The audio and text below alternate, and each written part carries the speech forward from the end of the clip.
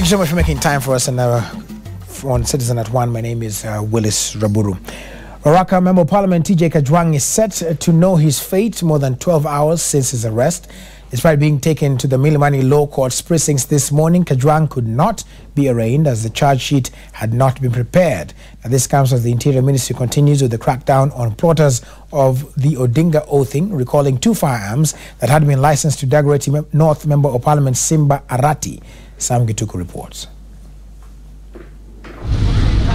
TJ Kajwang spent the night in police custody after he was ferried to the CID headquarters on Kiambu Road for questioning, the expectation being that he would have been charged this morning for allegedly facilitating the Raila Odinga swearing ceremony on Tuesday. While a section of NASA MPs and lawyers led by Rarieda MP Otiende Amolo appeared at the Milimani Law Courts to defend the legislator, he was not presented at the courts but instead returned to the CID offices, his fate now unknown, but expected to be processed in court this afternoon. MP Otiende Amolo sought to have Kajwang discharged until such time the police and prosecution are ready to charge him in court. Meanwhile, Secretary of Firearms Licensing at the Interior Ministry, Samuel Kimaru, has revoked a firearm certificate issued to Dagoretti North MP Simba Arati. In a statement, the ministry directed Arati to surrender 2 guns in his possession by the end of today. In a letter to the MP, Kimaru says the Firearms Licensing Board is convinced that Arati is unfit to be entrusted with a firearm anymore. This is in line with the government crackdown on opposition leaders that have been associated with the now proscribed National Resistance Movement and the NASA swearing in, at a time a section of opposition MPs have had their security detail withdrawn. Those affected include Minority Leader, the National Assembly John Badi, and MPs Gladys Wanga and Millie Odhiambo. Sam Gituku, Citizen, live at 1. Now, doctors have threatened to stop delivery of services in all public hospitals on the 15th of February 2017 after what they say is the government failing to honor an agreement that was reached on the 14th of March 2017 to the return to work formula between the government and the union. Now, the Kenya Medical Practitioners and Dentists Union, KMPDU, has issued a strike notice to all public universities due to failure or public hospitals due to failing or to pay medical risk allowances and emergency call allowances that was to take effect on 1st of January. Now, the affected will include Nairobi University, Moi, Kenyatta University, and Egerton. The doctors added their voice to the ongoing media shutdown, condemning the move by the government. This negligence must stop. We want these allowances to be effected immediately.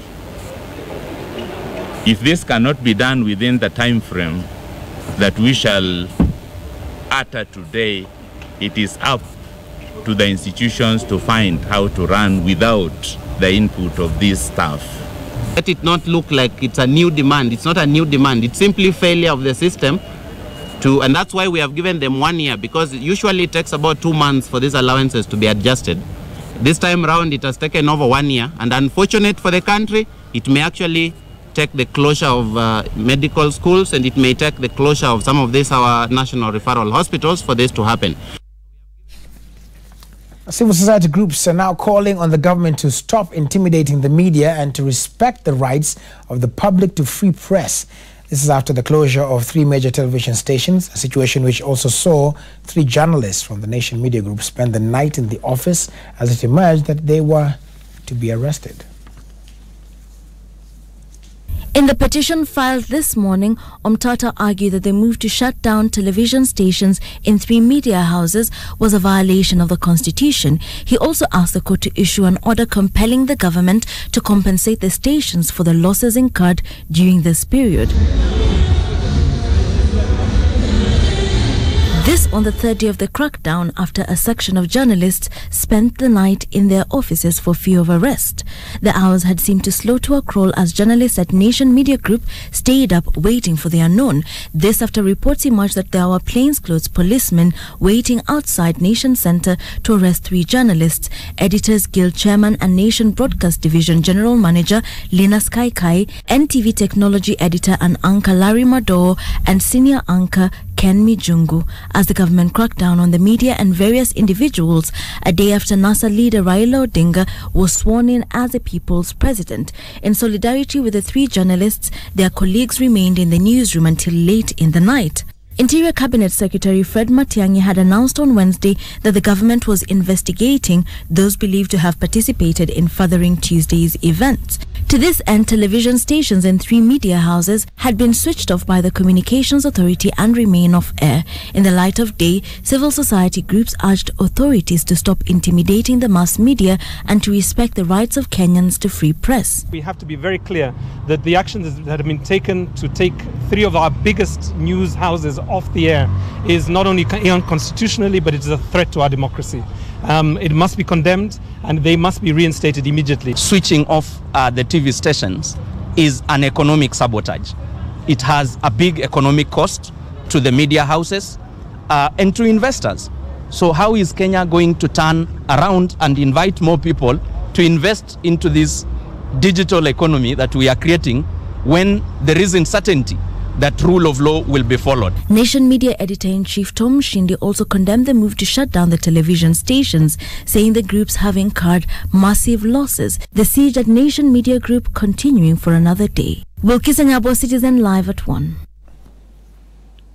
Now, NASA activist Miguna has told off Interior Cabinet Secretary Dr. Fred Matiang'i over the arrest of Ruaraka Member of Parliament T.J. Kajwang. Kajwang was arrested last evening over the controversial swearing in of Raila Odinga as the people's president on Tuesday. Miguna says he was the person behind the oath-taking ceremony and that he administered the oath to Odinga.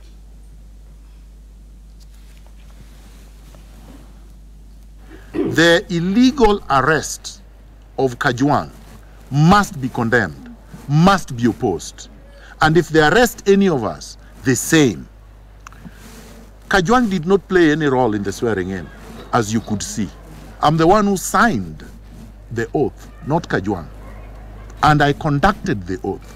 So if they want to look for the person who is responsible, it is me and the President, His Excellency Raila Odinga. Yes. Let them come for us. So Matiang'i, if you are looking for me, to arrest me, to cook up charges, I am ready. I have been ready since I was a teenager. I and others fought Moi and defeated him. You are nothing. Absolutely nothing. Yes. Now, public health officials have closed down several eateries in a bid to curb the cholera outbreak after a sewer line burst in Windor area, Garissa town. The officials warned of possible waterborne diseases following concerns by the residents that the water soiling from the sewer lines may get to the eateries and lead to possible waterborne diseases. There was a bit of confrontation of officials after officials were forced to close down some of the eateries after the officials closed down the owners, complaining that the county government had not dealt with the issue despite numerous complaints.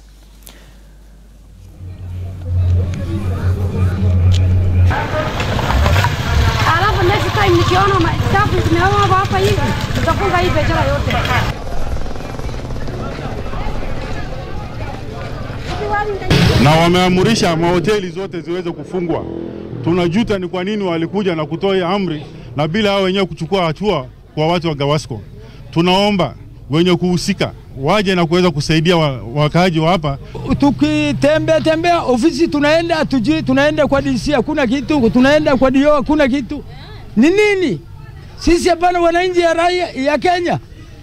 Haki yetu tupate. Garissa water, sewer system is an old things over 3 decades old. Initially it was meant for around a population of about 11,000. Currently the town with its population and growth is about 500,000 that need this service. All right, let's take a short break and we shall be back with some more business news and sports. We'll try to read the Manchester story impartially. Stay with Citizen at 1.